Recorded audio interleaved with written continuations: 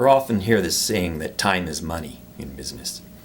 And presumably on the internet it is very important as well. People make a lot of thefts to try to get other people's time and hours and engagement measurements of how many minutes and hours people have spent watching their videos.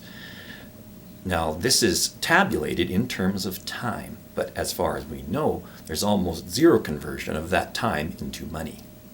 Perhaps this was what reaction videos and compilation videos address without people actively talking about it, in that the viewer is part of the value-added process. In any other manufactured product, where you take pieces together from various different places and you assemble them to make a finished product, the labor that people put in is factored into the final value of that product. But on the internet, it's not officially the case.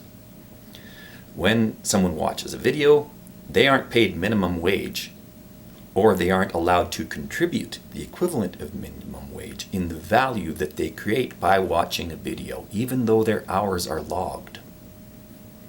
So if people watched my videos and conferred $15 an hour to the value of the time that they spend watching my videos, I'd be rich, of course. If I got the $2 equivalent that it takes to buy a like on a place like Facebook, when I've got this stack of likes, I'd be set. It would be wonderful, but I don't have any of those things. And the people who confer the value aren't allowed to confer that full value. They're doing volunteer work, essentially liking and commenting and rating and evaluating the value of a video for which they aren't paid.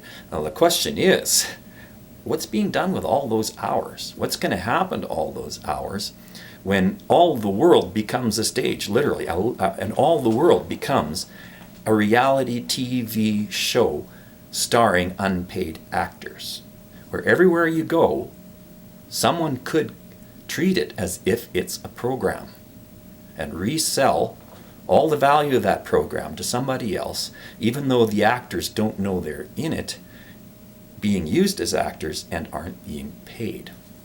So what if, for instance, your trip on the bus is covertly monitored through Google, through your payphone, through security cameras, anywhere you want, when you get on the bus, when you get off, maybe even while you're on it. Someone is probably going to start logging those hours and valuing them somehow, even though you don't know what's going on. You're going to say, these people are contributing the equivalent of 15 or some other minimum wage dollars per hour. Therefore, it has value. Therefore, the people who set up the bus and that can be treated as the venue providers, as if they're putting on a show and assembling all the parts and taking the final profits. So all the things that you see being done by people who pirate my videos, being done by people like Falco and the Fine Brothers and PewDiePie and Infinite, all these people that you're giving all your energy and your support to, they could be providing the very model that's going to be used to screw you over by monitoring everywhere you go and everything you do and converting it to an economic measure, which is then exploited by other people. Is this what we want? We want a world where everybody's an unpaid actor, and the people who set up, the middlemen who just pull in everyone else's experiences and package them, make enormous profits, while other people get paid nothing or even pay to be there.